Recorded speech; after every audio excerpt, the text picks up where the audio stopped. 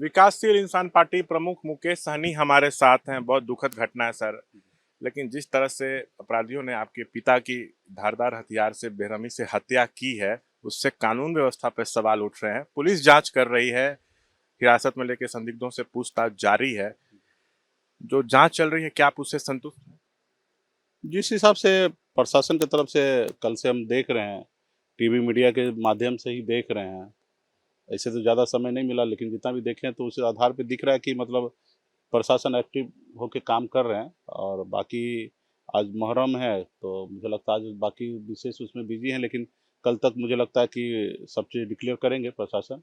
अभी तक तो कह सकता हूँ कि मैं संतुष्ट हूँ। जो जांच कर रहे हैं, स्वयं मुख्यमंत्री जी इसको मॉनिटरिंग कर रहे हैं। सुबह मुख्यमंत्री जी भी फ़ोन किए हैं और वो उन्होंने आश्वस्त किया कि इस पे हम कड़ी कार्रवाई करेंगे। गृह मंत्री जी भी फ़ोन किए हैं, लालू जी भी फ़ोन किए, तेजस्वी जी भी किए। तमाम हमारे राज्य के जितने भी नेता, पक्ष हो या विपक्ष हो, सभी नेता ने साथ खड़ा रहने का वादा किए हैं और मजबूती से जो अपराधी है उसको सज़ा मिले, उसके लिए आश्वस्त किए हैं और सभी लोग काम कर रहे हैं। अभी तो मैं सरकार पे भरोसा ही कर सकता हूँ। हम तो उम्मीद करते हैं कि सरकार हमें प्रशासन न्याय करे।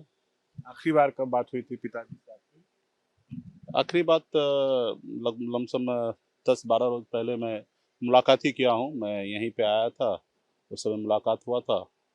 बताएं कि थोड़ा घुटना में दर्द है और थोड़ा सुनाई कम दे रहा है, तो हम बोले कि पटना आइए, इलाज वगैरह सब कर होगा।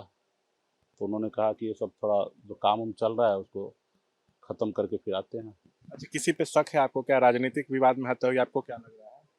नहीं, फिलहाल तो जब मुझसे ही राजनीति दृष्टिकोण से पूरे राज्य में किसी से विवाद नहीं, तो भला पिताजी का क्या हो सकता है।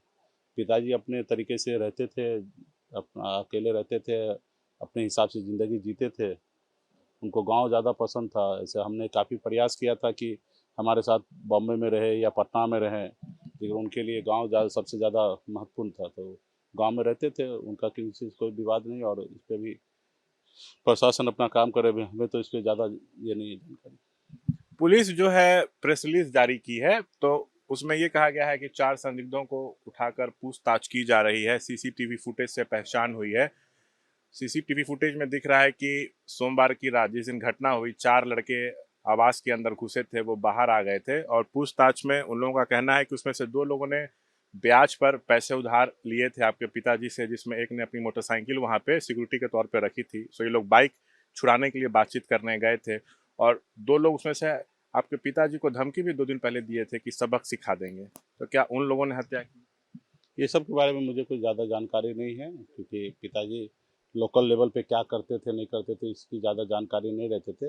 रहा कि ब्याज व्याज पे पैसा नहीं है, किसी को ज़रूरतमंद को कुछ पैसा चाहिए रहता था तो उनके साथ बैठ के उनका सेवा वेवा करके कुछ पैसा उधार बोल के ले लेते थे। इतना मुझे जानकारी है कि 2-4 रोज़, 10 रोज़ में, 1 महीने में हम आपको लौटाएंगे। गांव समाज में अक्सर इसी तरीके से होता है, किसी को मजबूरी पड़ता है, मुसीबत पड़ता है तो किसी लोगों से मदद मांगते हैं। अब मदद वो देने के बाद उम्मीद करते हैं जिस रोज़ वो वादा करे उस रोज़ वो पूरा करे। तो यही जानते हैं कि मतलब लोगों को मदद करते थे और लोग उनको मदद करते तो उसके बदले में उनके साथ रहते थे, सपोर्ट में रहते थे, खाते-पीते रहते थे। और कभी अगर कोई पैसा टाइम पे नहीं दिया तो उसी से बात-उत होके टाइम पे पैसा अपने माँगते थे। इतना मुझे जानकारी है, उस पे भी डिटेल हमको उतना नहीं जानकारी है। पिताजी अपने हिसाब से ज़िंदगी जी रहे हैं। हम तो अब देख रहे हैं कि बॉम्बे में ऐशो-आराम ज़िंदगी को छोड़कर, बड़ा बिज़नेस को छोड़कर समाज सेवा में लग गए हैं। लाखों करोड़ों रुपया खर्च करके अपने समाज को आगे बढ़ाने के लिए काम कर रहे हैं। तो पिताजी का अपना अलग अपना था, गाँव में रहते थे, अपने तरीके से जीते थे। एक आखिरी सवाल, 15 का जो सीसीटीवी फुटेज है वो पुलिस के पास है, लेकिन एक 10 तारीख का भी सीसीटीवी फुटेज सामने आया जिसमें दिख रहा है कि आपके पिताजी के घर के सामने कई लोग हाथ में लाठी डंडा लिए खड़े हैं, जिसमें से कुछ लोग अंदर गए और बाहर भी आ गए। तो क्या लगता है कि 10 को भी एक अटेम्प्ट किया गया था? नहीं, सबकी हमें जानकारी नहीं है। अभी वो तो 1-2 रोज़ में पुलिस अपना डिक्लेयर करेंगे। बहुत बहुत शुक्रिया। तो ये थे तमाम मसलों पर बातचीत करते हुए मुकेश सहनी। कैमरा पर्सन विशाल राय के साथ Shashank Kumar, ABP news, Darbhanga. For exclusive and insightful videos, subscribe to our new channel ABP Live Premium.